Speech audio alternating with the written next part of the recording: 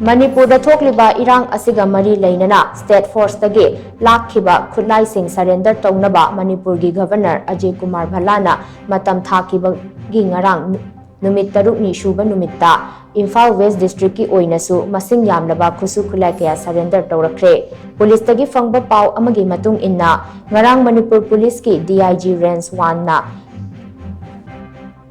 1 N Herojit amasung Imphal West District Police ki SP KSS Sivakantana Luchingba District Police ki makok thongba officer singda magazine yauba carbine ani magazine yauba 9mm pistol ama double barrel ani single barrel ahum 12 bore ge maru kuntra AK rifle ge kapa yariba maru kuntra hundoi 9mm ge kapa yariba maru mari 36 hand grenade kuntra mathoi helmet tara mapan BP plate tara mapan magazine yauba SLR ahum wireless set kun taret wireless sadar tara taret